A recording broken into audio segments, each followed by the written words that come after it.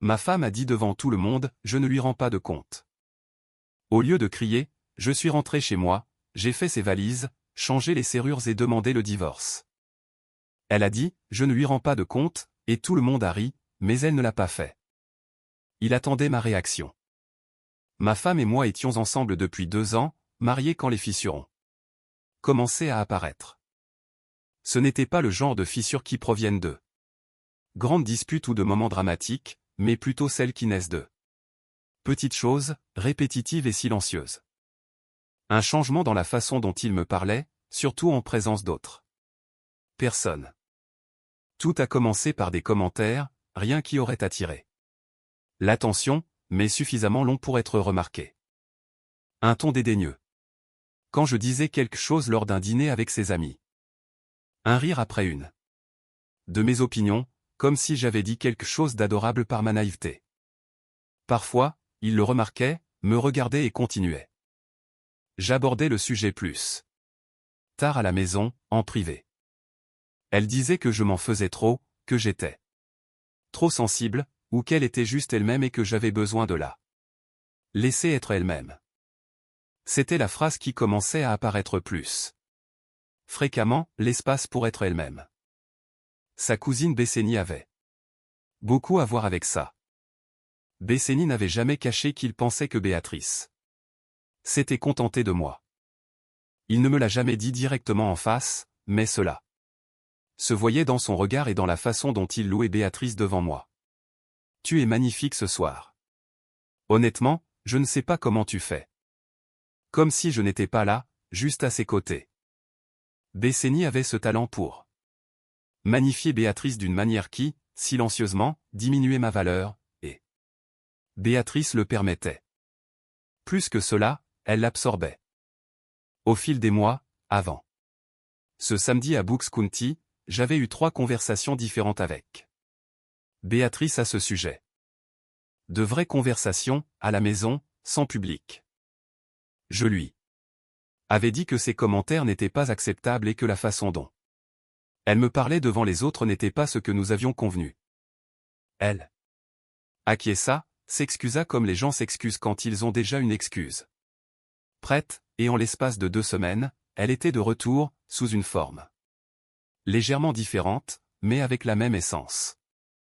La réunion chez Bessénie était un événement d'anniversaire. Il y avait environ 20 personnes, principalement des femmes que Béatrice connaissait avant que nous rencontrions, des amis de l'université, des collègues et quelques cousines. Je ne connaissais que 2 d'entre elles de nom. L'endroit était une ferme dans le comté de Books, à 1 heure de notre maison à Philadelphie. Une grande cour, des guirlandes lumineuses, le genre d'environnement où les gens sont intouchables. J'ai conduit là-bas. Elle a passé la majeure partie du trajet à parler de qui serait là. J'ai passé le trajet à regarder l'autoroute. Quand nous sommes arrivés, elle a disparu dans le groupe en moins de 10 minutes. C'était bien. J'ai pris une bière. J'ai parlé à quelques personnes près du barbecue et j'ai vu l'après-midi s'étirer. Je ne me sentais pas mal à l'aise, je n'avais juste aucun intérêt pour ça. Ce n'était pas mon cercle et je n'avais jamais prétendu le contraire. Il était environ 19 heures quand c'est arrivé. Un groupe de 8 ou 9 personnes était réuni près du feu de camp. J'étais à quelques mètres de distance, assez près pour entendre clairement. La conversation avait tourné autour des relations, qui contrôle quoi? Et qui est responsable devant qui? Le genre de sujet qui semble anodin jusqu'à ce qu'il ne le soit plus. Béatrice était au milieu du groupe. Bessénie était juste à côté d'elle. Quelqu'un a posé une question.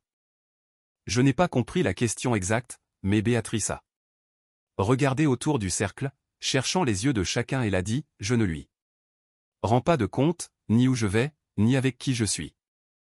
Certaines personnes ont ri. Bessénie a ri. Quelqu'un a dit, c'est vrai. Béatrice souriait encore. Quand elle a regardé vers où j'étais et m'a découvert en la regardant. Le sourire est resté une seconde, puis quelque chose en elle a changé, non pas vers le regret, mais vers quelque chose de plus similaire au calcul, comme si elle se demandait ce qu'elle allait faire. J'ai terminé la bière que j'avais en main et j'ai posé la bouteille sur la surface la plus proche. Ça me semble juste, ai-je dit, pas trop fort pour le groupe, mais assez fort pour qu'elle l'entende. Clairement. Puis je suis allé à la voiture. Elle ne m'a pas dit de continuer. Je ne m'attendais pas à ce qu'elle le fasse non plus. J'ai démarré la Toyota, suis sorti du parking en gravier et pendant les 40 premières minutes du retour vers Philadelphie, je n'ai même pas allumé la radio. J'ai juste conduit et laissé tout ce qui avait été gardé profondément en moi avancer jusqu'à ce que cela devienne clair. Au moment où j'ai de nouveau traversé les limites de la ville, je savais déjà exactement ce que j'allais faire. Je suis rentré chez moi peu après 21 heures. Je me suis garé dans la rue, je suis resté dans la voiture environ 30 secondes, puis je suis descendu. La première chose que j'ai faite a été d'aller au débarras à côté de la buanderie. Là, il y avait un coffre-fort en acier boulonné au mur, des outils, des pièces de rechange et du matériel utilisé pour le travail. J'ai sorti une serrure intelligente Slag Code que j'avais achetée 3 mois auparavant pour le travail d'un client annulé. Elle était toujours dans sa boîte, avec un clavier connecté à une application et sans clé physique. À l'époque, j'avais acheté une deuxième unité en pensant l'utiliser à notre porte arrière à un moment donné, mais je n'avais jamais eu l'occasion de le faire. Cette nuit-là, je l'ai finalement fait. J'ai passé environ 40 minutes à la porte principale, j'ai retiré l'ancienne serrure, nettoyé le trou, placé les nouvelles pièces, passé le câblage du clavier et testé le moteur 2 fois. J'ai ensuite configuré le code avec quelque chose qu'elle ne devinerait jamais et j'ai désactivé l'accès invité sur l'application. La porte arrière m'a pris encore 25 minutes. Le même processus. Quand les 2 portes ont été prêtes, je suis allé au placard de la chambre et j'ai sorti les 2 grandes valises à roulettes qu'elle gardait sur l'étagère supérieure. C'était celle qu'elle utilisait chaque fois qu'elle allait rester chez Besseni. Je savais ce dont j'allais avoir besoin. Je l'avais vu faire ses valises suffisamment de fois. J'ai vérifié son côté du placard, ainsi que la salle de bain, et j'ai rassemblé ce que j'avais, vêtements, articles de toilette, le sac où elle gardait ses documents personnels, ses chargeurs et ses chaussures. Je n'essayais pas d'être cruel, j'essayais juste d'être minutieux. J'ai porté les 2 valises jusqu'aux marches de l'entrée et les ai laissées là, fermées et debout. Je venais juste de rentrer et je me lavais les mains dans l'évier de la cuisine quand j'ai entendu frapper à la porte principale. Ce n'était pas un coup urgent. Juste 2 coups fermes. J'ai séché mes mains et j'ai ouvert la porte. C'était Madison Tate. Elle habitait dans la maison juste en face.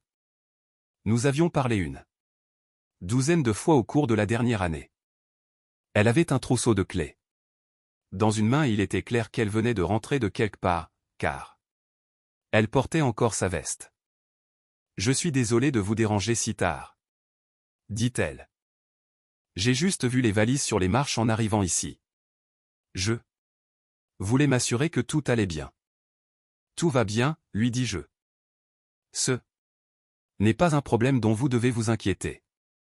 Elle hocha la tête, mais ne bougea pas immédiatement.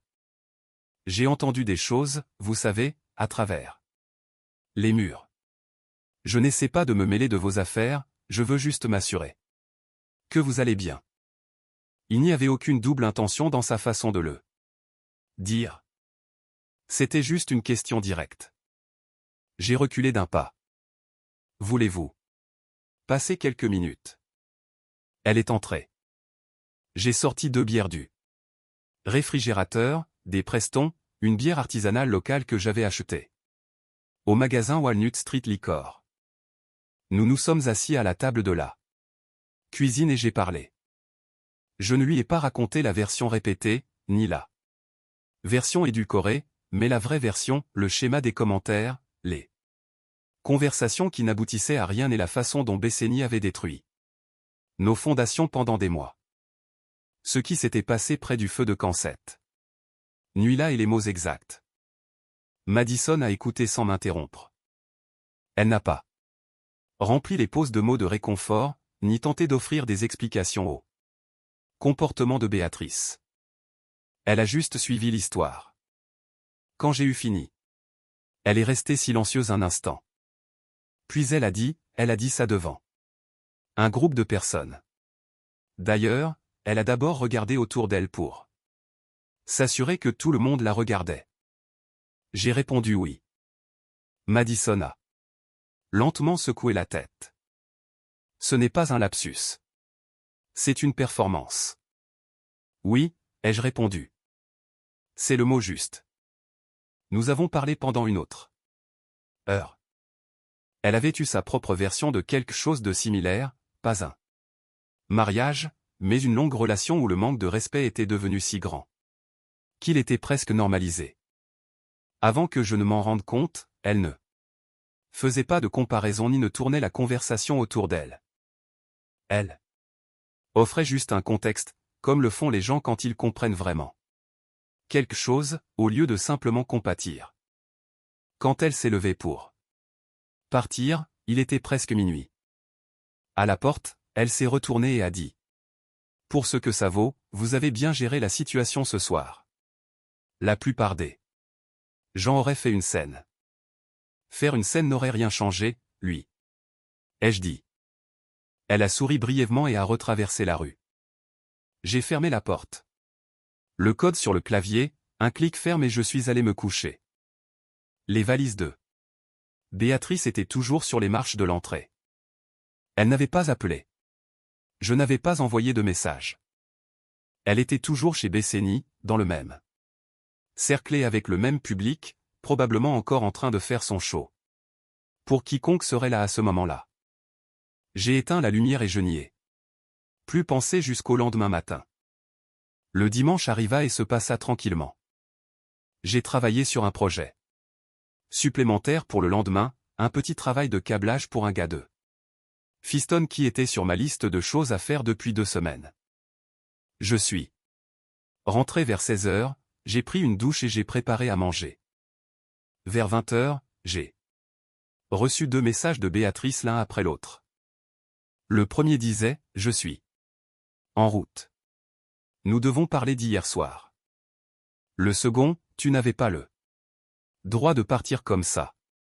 Tu m'as humilié. » J'ai lu les deux, j'ai posé le téléphone face contre terre sur le comptoir et je suis retourné à ce que je faisais.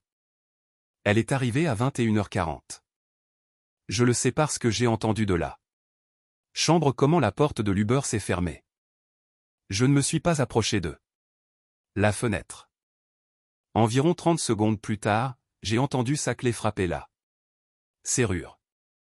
Puis une autre fois, puis une pause et ensuite plus vite, comme si elle essayait différents angles. Le clavier ne faisait rien, pas un bip ni un clic. Il n'a pas bougé du tout. J'avais complètement désactivé l'ancien cylindre quand j'avais installé la nouvelle équipe. Il n'y avait pas d'option de secours pour elle.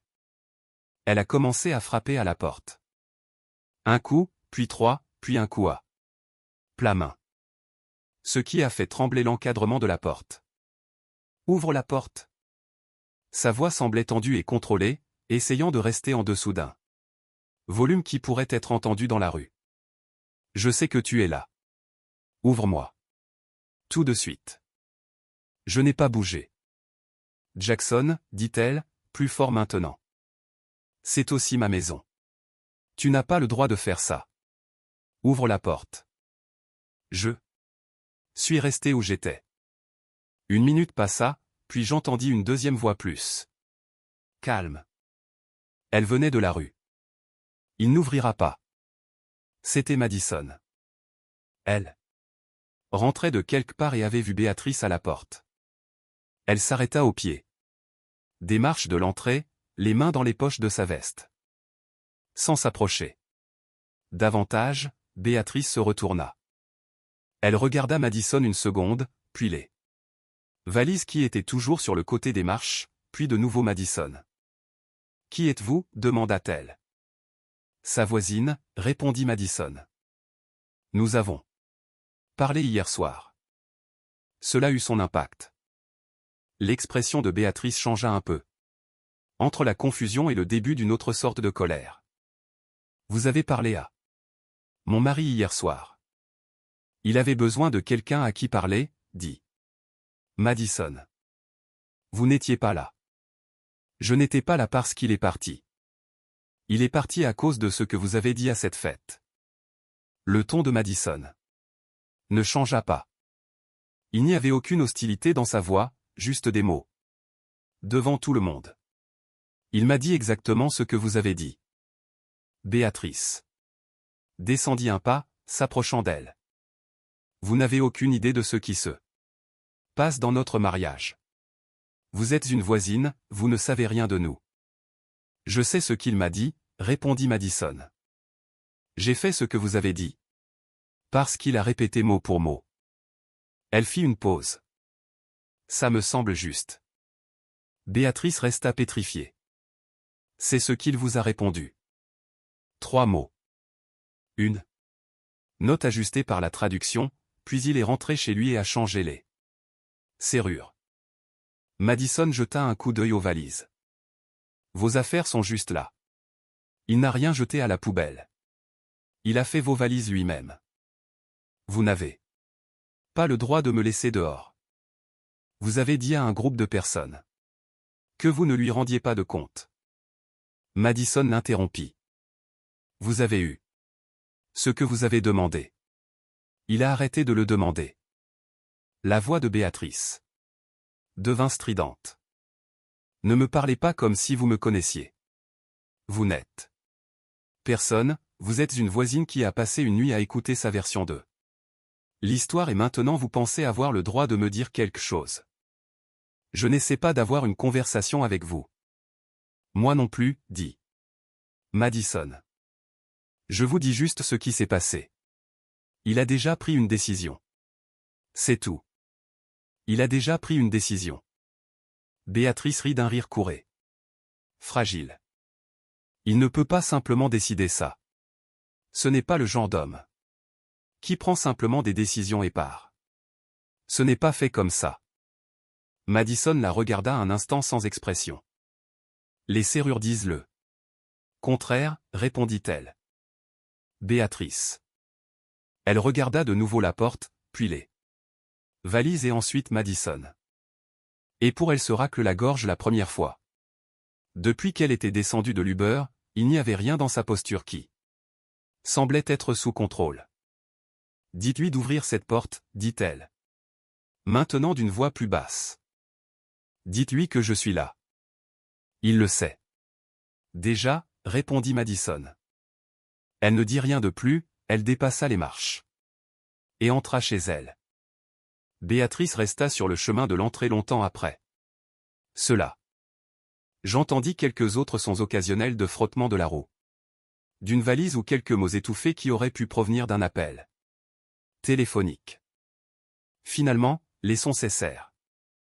Le matin, les valises avaient disparu. Elle ne revint pas ce jour-là ni le lendemain. Le lundi matin, j'ai appelé Vincent Odom. C'était un avocat spécialisé dans les divorces qu'un collègue, Brian Joyet, avait engagé 2 ans auparavant. Il m'avait dit que le gars était direct, franc et qu'il facturait un forfait pour les cas de consentement mutuel.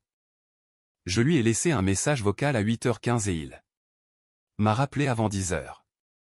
Nous avons fixé un rendez-vous pour mercredi après-midi à son bureau de Chestnut Street. Pendant ce temps, Béatrice continuait d'appeler. Le lundi après-midi, 2 appels sans laisser de message vocal. Le lundi soir. Un message texte, nous devons en parler comme des adultes. Appelle-moi. Mardi matin, un autre long message. Elle avait eu le temps d'organiser ses pensées et ça se voyait. Le ton était mesuré, presque clinique. Elle reconnaissait que la situation était devenue incontrôlable. Elle disait qu'une Partie de ce qui s'était passé lors de la réunion n'avait pas été bien géré de sa part. Elle disait qu'elle comprenait que j'avais besoin d'espace, mais là, laisser en dehors de la maison était une réaction extrême à quelque chose qui pouvait être résolu. Je l'ai lu 2 fois. Puis j'ai laissé le téléphone sur la table et je suis retourné au travail. Le mercredi, j'ai rencontré Odom. Il avait la cinquantaine. Il portait un costume gris uni. Il avait un diplôme en droit de l'université de Pennsylvanie encadré au mur et il n'y avait pas d'autre décoration dans tout le bureau. Il m'a posé des questions et j'y ai répondu. Le contrat de location de la maison n'était qu'à mon nom. Nous n'avions jamais ajouté Béatrice au contrat, quelque chose dont nous parlions toujours de faire. Mais nous n'avons jamais réussi à le concrétiser. Nous n'avions pas d'enfants. Nous étions mariés depuis 2 ans, un compte courant joint, des comptes d'épargne séparés, un véhicule à mon nom. Il m'a dit que le cas était le plus propre possible pour ce type de situation. S'il n'y avait pas d'opposition et en supposant qu'elle ne décide pas de compliquer les choses, nous serions confrontés à un processus avec les délais standards.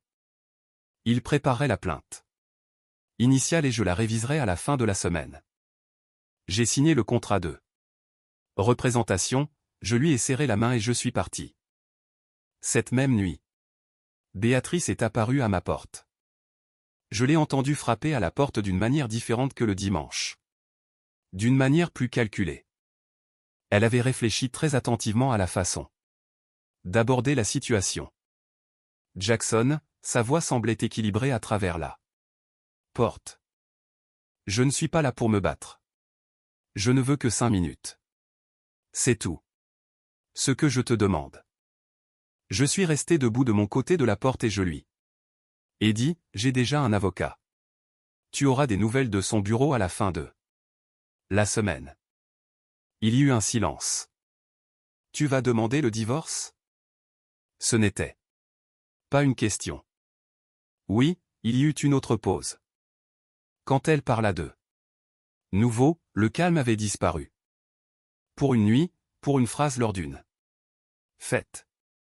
Tu vas mettre fin à notre mariage pour ça? Ce n'était pas juste une phrase, lui ai-je répondu. Et tu le sais, Jackson. Je ne vais plus continuer à parler à travers la porte, l'ai-je averti. Tout ce que tu as à me dire. Tu le dis au bureau d'Odom.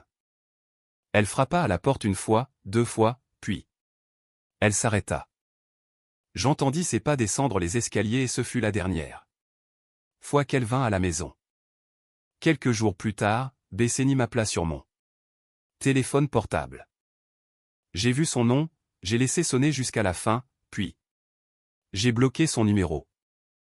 Quel que soit le rôle de médiateur qu'elle pensait assumer, je n'avais aucun intérêt pour le scénario qu'elle avait préparé pour cela. La demande de divorce fut déposée la semaine suivante. L'assistante juridique d'Odom lui a envoyé les documents à Béatrice par courrier électronique. Et à la direction de Besseni, que Béatrice avait enregistré comme sa résidence temporaire. En moins de 48 heures, Béatrice avait engagé son propre avocat, une femme nommée Rose Callan du centre-ville. Callan envoya une réponse qui tentait de compliquer le panorama des biens, suggérant que Béatrice avait contribué au foyer d'une manière qui n'était pas reflétée dans la documentation. Odom l'a examiné et a rédigé une réponse de 2 paragraphes retenue à laquelle il a joint le contrat de location, l'historique des factures d'eau et d'électricité et les relevés bancaires. Tout cela à mon nom montrant que nous avions des finances séparées. Le bureau de Callan resta silencieux. Pendant 4 jours après cela. Tout au long de ce processus, ma routine n'a guère changé. Je me levais à 6 heures. Partais à 7 heures, travaillais jusqu'en milieu d'après-midi et rentrais à la maison. Ce mois-là, j'ai accepté 2 emplois supplémentaires, un projet de câblage réseau pour une clinique dentaire au sud de Philadelphie et une petite installation de caméras de sécurité pour un homme à Germantown. Les heures supplémentaires occupaient mes soirées et les revenus supplémentaires couvrait les honoraires d'Odom sans que j'aie à toucher à mes économies. Madison et moi nous sommes croisés à plusieurs reprises au cours de cette semaine. De courtes conversations, comment allait le travail? Comment allait le processus de divorce? Rien de trop profond. Il y avait une aisance inattendue, comme deux personnes qui auraient sauté la partie où il faut déterminer si l'on peut faire confiance à l'autre. Jeudi après-midi, elle est venue frapper à ma porte avec un récipient de restes de chili que, disait-elle, elle avait trop cuit. Je lui ai dit qu'elle n'avait pas à faire ça. Elle a répondu qu'elle le savait déjà. J'ai pris le récipient. Nous avons fini par parler pendant 2 heures à la table de la cuisine, sans aucun plan, sans pression, juste deux personnes qui parlaient dans une maison tranquille, tandis que les papiers du mariage de Béatrice avançaient dans le système exactement au rythme qu'ils devaient. 3 semaines après le début du processus, j'ai reçu un appel d'un numéro que je ne reconnaissais pas. J'ai répondu à la deuxième sonnerie. C'était une habitude de travail. J'ai toujours prêté attention aux numéros inconnus, au cas où ce serait une recommandation pour un nouveau client. Mais ce n'était pas un client. Jackson? C'était la voix d'une femme d'environ 30 ans, avec un ton calme. Je suis Irene Pop. Je suis l'amie de Béatrice, nous sommes allés à l'école ensemble. Je n'appelle pas pour discuter, je voulais juste te parler. Directement, de personne à personne. Je me suis penché en arrière sur ma chaise. Comment avez-vous eu ce numéro? Béatrice l'avait dansé. Contact. Elle m'a demandé de vous contacter. Elle vous a demandé de m'appeler, ai-je répété. Elle traverse une période très difficile. Je pense qu'elle veut sincèrement comprendre ce qui s'est passé et elle sent qu'il ne lui reste aucun moyen de. Irène, les jeux interrompus. Avec tout le respect que je vous dois, j'ai un avocat. Si Béatrice veut communiquer quelque chose, c'est la voie à suivre et c'est la seule. Il y eut une pause. Elle n'essaie pas de contester le divorce. Jackson veut juste. Alors vous n'aurez aucun problème à signer les papiers, ai-je répondu. Bonne nuit. J'ai raccroché. Le téléphone est bloqué le numéro. Ce que je ne savais pas à ce moment-là, c'est que le même groupe de cette nuit-là à Bucks County, ce même cercle pour lequel Béatrice avait joué, commençait à se fracturer silencieusement autour d'elle. Je l'ai découvert plus tard, grâce à Madison, qui avait une relation professionnelle avec l'une des femmes de cette réunion. Une femme nommée Estella Grave, qui avait été près du feu de camp la nuit où Béatrice avait fait sa déclaration. Selon Estella, l'histoire avait considérablement changé dans la version que Béatrice racontait. Selon elle, je l'avais laissée sans aucune explication, je l'avais abandonnée à un événement loin de chez elle et, par-dessus tout, je l'avais laissée dehors quand elle était rentrée. Concernant les serrures, les valises sur les marches, tout était présenté comme quelque chose que j'avais fait agressivement et sans aucune provocation. Le problème était que Bessény avait été là. Et bien que Bessény n'ait aucun intérêt à discréditer Béatrice, certaines des autres femmes présentes à cette fête avaient vu et entendu ce qui s'était réellement passé près du feu de camp, les mots exacts, son regard autour du cercle cherchant l'approbation avant de le dire. Le rire du groupe et un mari qui s'était dirigé vers sa voiture sans même élever la voix. Estella a dit à Madison que certaines des femmes avaient commencé à poser des questions auxquelles Béatrice ne pouvait pas répondre. Clairement. Pourquoi est-il parti sans rien dire? Parce qu'il a seulement dit 3 mots et est parti. Et qu'a-t-il dit? Il a dit, ça me semble juste. Et puis qu'a-t-elle fait? Elle est restée là. Cette séquence d'événements ne correspondait pas à la façon dont Béatrice avait besoin que je le fasse. La 3e semaine du processus de divorce, Madison et moi sommes allés à un match des Phillies. Ce n'était pas quelque chose de prévu. Elle avait 2 Billet d'un partenaire de travail qui ne pouvait pas y assister. Elle m'en a parlé un mercredi et j'ai dit, bien sûr, pourquoi pas. Nous sommes allés à Citizens Bank Park. Nous avons acheté des hot dogs et des sodas à un stand dans le couloir et nous avons trouvé nos places au niveau inférieur le long de la troisième base. C'était un mardi après-midi. Il y avait une bonne quantité de public. Le temps était agréable. Nous n'avons pas parlé de divorce, nous n'avons pas parlé de Béatrice. Nous avons parlé du match, de son travail au cabinet d'architecte Doll City et d'un projet de rénovation de la maison que j'avais prévu pour la chambre d'amis. À un moment donné, elle a soutenu avec beaucoup de conviction que la règle du frappeur désigné avait ruiné quelque chose de fondamental au baseball. Et je lui ai dit qu'elle avait raison, ce à quoi elle a semblé surprise que je sois d'accord si vite. La plupart des gens se disputent avec moi à ce sujet, m'a-t-elle dit. La plupart des gens se trompent à ce sujet, lui ai-je répondu. Elle a ri. Ce n'était pas un rire poli, mais un vrai rire, le genre qui sort avant que quelqu'un d'autre ne décide s'il doit le laisser sortir ou non. Quelqu'un du cercle de Béatrice nous a vus là. Je ne le savais pas à l'époque. Une femme nommée Catherine McLean, qui faisait partie des marges extérieures de son groupe d'amis et que je ne connaissais pas très bien. Elle était assise environ 12 rangs derrière nous avec son mari. Elle m'a reconnu, a vu Madison et le lendemain matin, elle en avait déjà parlé à au moins 2 personnes que je connaissais par l'intermédiaire de Bessény. Béatrice l'a découvert avant la fin de la semaine. Elle m'a appelé ce même vendredi. J'ai laissé aller à la messagerie vocale. Le message a duré 4 minutes. Je ne l'ai écouté qu'une seule fois. Elle a parlé du match, de Madison, de combien de temps nous étions censés nous être vus et de quel genre de personne commence une relation avec son voisin, pendant que sa femme reste chez sa cousine, à faire face aux conséquences de ce qu'il a fait.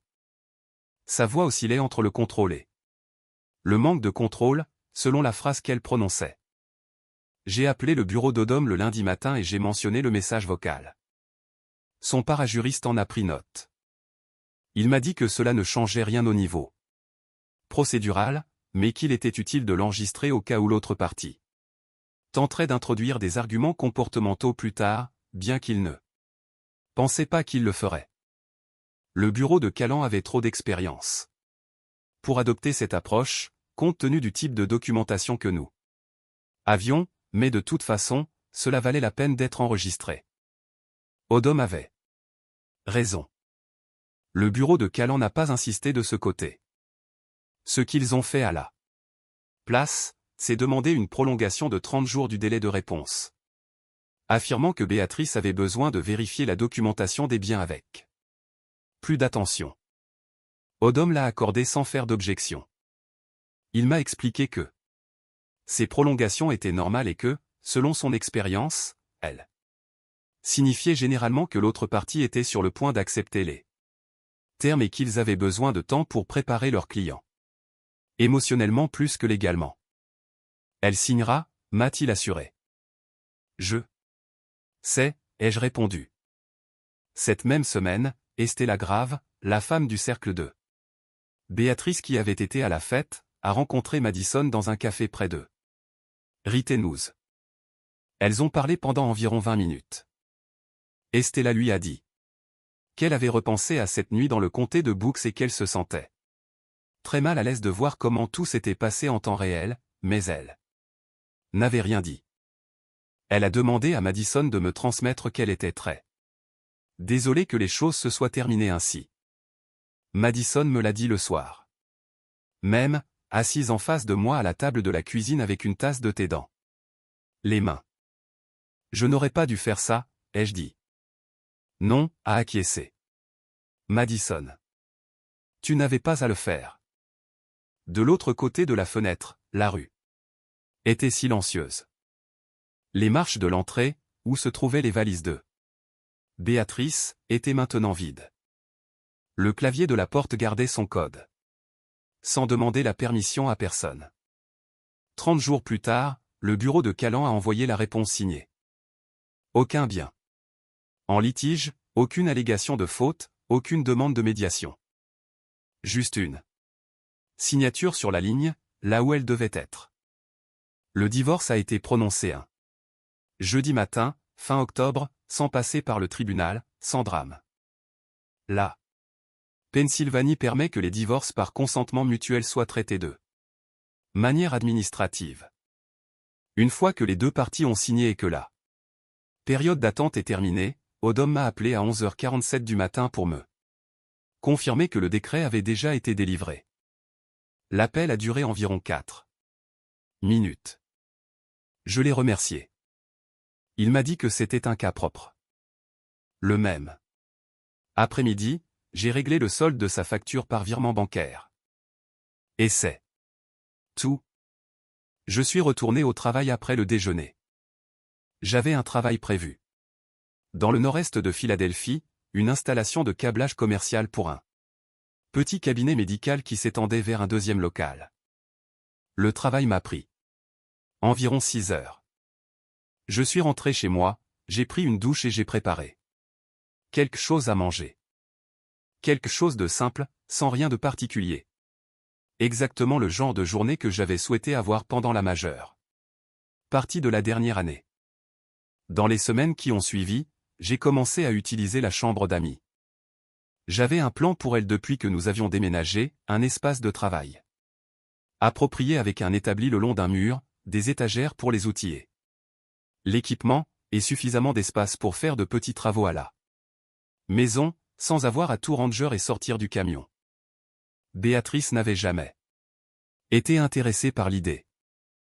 Elle disait que cela ferait ressembler la maison à un atelier. Maintenant qu'elle était partie, j'ai commandé le bois et j'ai passé 2 week-ends à construire tout exactement comme je l'avais toujours imaginé. Cela s'est avéré parfait.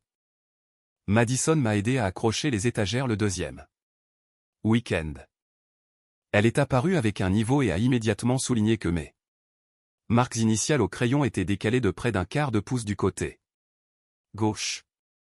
Je lui ai dit que le niveau que j'avais utilisé était bon marché.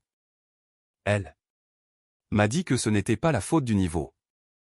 Je lui ai dit que j'en étais très conscient. Ensuite, nous avons dîné à emporter d'un restaurant thaïlandais de South Street qu'elle me recommandait depuis 2 mois, et elle avait raison. Je le lui ai dit et elle a accepté ma confession avec beaucoup plus de satisfaction qu'il n'était strictement nécessaire. En novembre, nous avions déjà passé la plupart des après-midi ensemble, sans faire d'annonce officielle ni avoir de conversation sur ce que nous étions. Exactement. Une routine s'était simplement établie, de la même manière que les choses se font quand aucune des deux personnes n'agit pour impressionner l'autre. Elle venait chez moi ou je traversais la rue chez elle. Parfois, nous cuisinions, parfois nous commandions de la nourriture à la maison et nous regardions ce qu'il y avait à la télévision sans grand débat à ce sujet. Le week-end, nous faisions des promenades en ville. Les matins au marché italien. Au parc Fairmount quand le temps le permettait, ou un voyage à la quincaillerie. Qui prenait 40 minutes de plus que nécessaire, parce qu'elle avait des opinions. Surtout, même sur le scellant de coulis, chose que je respectais. Elle était directe d'une manière que je n'avais pas vue très souvent. Si quelque chose la dérangeait, elle le disait sans détour, clairement, sans en faire un drame ni attendre d'avoir un public. Si elle pensait que j'avais tort sur quelque chose, elle me le disait.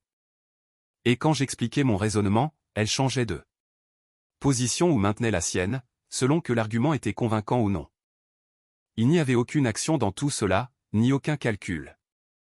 C'était juste une personne qui disait ce qu'elle pensait et qui voulait vraiment dire ce qu'elle disait. C'était la situation la moins compliquée à laquelle j'avais participé depuis de nombreuses années. J'ai eu des nouvelles de Béatrice par un contact commun en décembre. Quelqu'un qui nous connaissait tous les deux superficiellement par l'intermédiaire d'une association de quartier dont nous avions fait partie brièvement. Ce n'était pas exactement des ragots, mais des informations qui ont émergé naturellement au cours de la conversation. Béatrice avait déménagé dans un appartement à Fiston. Elle avait repris son travail. Elle travaillait dans le marketing dans une entreprise du centre-ville et y était depuis avant que nous nous connaissions. Le divorce n'avait pas affecté son emploi ni ses revenus. En termes pratiques, elle allait bien.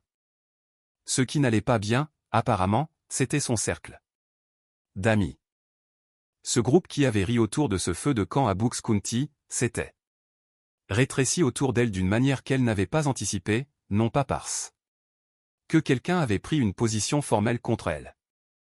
La dynamique ne fonctionnait pas de cette manière. C'était quelque chose de beaucoup plus subtil, moins d'invitations et des conversations qui changeaient de ton juste quand elle y entrait. Cette température sociale particulière qui descend soudainement quand une histoire a éclaté et s'est installée dans ce que les gens pensent de qui vous êtes réellement. Bécénie était toujours là avec elle. Bécénie serait toujours là pour elle. Mais la sphère de Bécénie avait ses propres limites. Et au-delà, Béatrice naviguait une version de sa vie sociale qui ressemblait beaucoup à celle qu'elle avait eue avant. La même ville, les mêmes personnes et les mêmes lieux, sauf que quelque chose dans la structure même de tout cela avait changé. Les hommes qu'elle croyait qui le regardaient à chaque rencontre, ce qu'elle avait utilisé comme preuve de sa propre valeur, étaient maintenant un couple. Ils semblaient indifférents ou simplement n'étaient plus intéressés par cette version d'elle, qui venait maintenant avec une histoire attachée. Je n'ai ressenti aucune satisfaction à cet égard exactement, mais je n'ai pas non plus détourné le regard. Elle avait orchestré un moment public pour prouver qu'elle était au-dessus de devoir rendre des comptes à qui que ce soit et le public s'en était souvenu. C'est ainsi que les choses fonctionnent généralement. Un vendredi soir, début décembre, Madison et moi étions sur la véranda arrière. Il faisait assez froid pour que nous sortions la grosse couverture du canapé et la partagions entre nous deux. Elle avait une tasse de quelque chose de chaud. J'avais une bière, une bière noire d'un endroit à Kensington qu'un client m'avait recommandé. L'allée derrière la maison était dans un silence total, seulement avec quelques fenêtres éclairées dans les bâtiments qui se trouvaient au-delà de la clôture. « Tu vas bien » m'a-t-elle demandé. Elle ne l'a pas dit avec inquiétude, juste pour confirmer. Oui, lui ai-je dit, la vérité est que oui. Elle a hoché la tête et a regardé dans l'allée. Excellent. Nous sommes restés là un moment sans parler. Dans ce genre de silence qui ne te demande rien. À un moment donné, elle m'a dit, pourquoi ? Au fait, les étagères sont très belles, mais tu les aurais mises de travers si je n'avais pas été là. Légèrement de travers, les jeux corrigés. Il y a une différence. Elle a ri. J'ai ri aussi. À l'intérieur de la maison, il faisait chaud. L'atelier était terminé. La porte principale gardait son code. La seule personne assise sur cette véranda était quelqu'un qui n'avait jamais eu besoin d'un public pour savoir ce qu'elle valait vraiment. Et cela suffisait. Qu'avez-vous pensé de l'histoire d'aujourd'hui ? Ici, nous voyons une femme qui avait besoin d'un public. Elle avait besoin que les gens la regardent pour se valider et pour renforcer tout ce qu'elle croyait. Et honnêtement, le résultat n'aurait pas pu être différent, n'est-ce pas ? Elle a mis en scène toute la situation, a entraîné notre protagoniste dans cette situation et à quoi s'attendait-elle ? Qu'il accepte simplement et continue de tolérer ce genre de comportement. Eh bien, voilà la réponse. Et apparemment, la voisine n'a pas perdu son temps non plus. Elle est intervenue immédiatement et a pris sa place. Dans toute cette situation. Je ne sais pas pour vous, mais j'aurai aussi un œil là-dessus. Vous, qu'en pensez-vous ? Faites-le moi savoir dans les commentaires. Eh bien, c'est tout pour notre vidéo. J'espère vraiment que vous avez apprécié votre temps ici. N'oubliez pas de laisser votre like, votre commentaire et de vous abonner à notre chaîne. Merci beaucoup d'avoir regardé et à la prochaine. Histoire. Prenez soin de vous.